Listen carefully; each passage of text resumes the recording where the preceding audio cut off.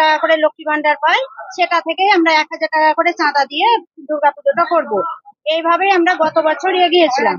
লক্ষ্মীর ভান্ডারের টাকাতেই হচ্ছে দুর্গাপুজো, এমনই ছবি ধরা পড়লো আমাদের ক্যামেরায়। বন্যেশ্বর অঞ্চলের বেলুড়িয়া গ্রামের 48 থেকে 50টি মহিলার জন্য এই পুজোর আয়োজন করা হয়েছে। গত 2 বছর ধরে এই দুর্গাপুজো অনুষ্ঠিত হচ্ছে। আরো জানা যায়, বিধায়ক বাইরন বিশ্বাস আর্থিক সহযোগিতার হাত বাড়িয়ে দিয়েছেন।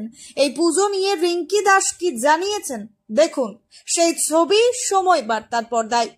বন্যেশ্বর বেলুড়িয়া গ্রাম থেকে অসিত ফুলমালির রিপোর্ট, সময় বার্তা। এখানে এসে জানতে পারা গেছে যে মহিলা সমিতি বা মহিলাদের অনুপ্রেরণায় এই দুর্গা মন্দিরের পুজো করা চলছে, এই বিষয়ে কি বলবেন? এই বিষয়ে আমরা একটাই কথা বলবো যে আমরা খুব আমাদের মনের মধ্যে যখনই প্রশ্নটা এসেছিল যে আমাদের পাড়াতে একটা পুজো করা যাক, যে আমরা সব বাড়ির মহিলাদেরকে ডেকেছিলাম, মিটিং করেছিলাম এবং আমাদের কথাতে সবাই সায় দিয়েছিল যে হ্যাঁ আমরা সমর্থন করেছিল এবং তারা তাদের পরিবারকে গিয়ে জানায়, পরিবারের সবাই আমাদেরকে সমর্থন করেছিল।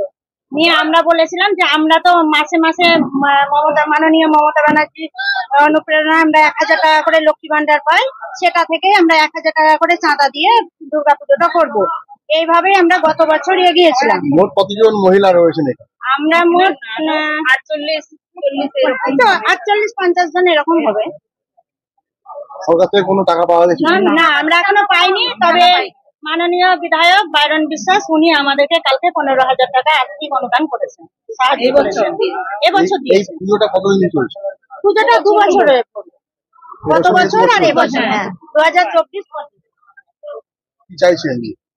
আমরা যদি চাইছি যে সরকারি যদি আর্থিক অনুদান আমরা পাই, তাহলে এই পুজো আমরা আরো বড় করে করবো এবং আমরা চালাতে পারি, অনেক দূর এগিয়ে নিয়ে যেতে পারি। আমাদের যেহেতু জায়গাটা ছোটর মধ্যে আছে, একটা সামনে পুকুর আছে, একটু গার্ডওয়াল দিয়ে ব্যবস্থা করলে মন্দিরটা জায়গাটা আমাদের প্যান্ডেলের জায়গাটা একটু আমাদের সুবিধাজনক হয়, একটু ভালো হয় এবং জায়গাটা একটু বাঁধিয়ে দিলে কিছু প্রোগ্রাম রয়েছে। হ্যাঁ, আমাদের সপ্তমী, অষ্টমী, নবমী 3 দিন আছে। দশমীর দিনে প্রাইজ বিতরণ অনুষ্ঠানে যে খেলাগুলো হবে সেগুলো যেমন খুশি তেমন প্রতিযোগিতাতে সেটা প্রাইজ দেওয়া হবে দশমী সন্ধ্যেবেলায়। আপনার নাম? আমার নাম রিঙ্কি দাস।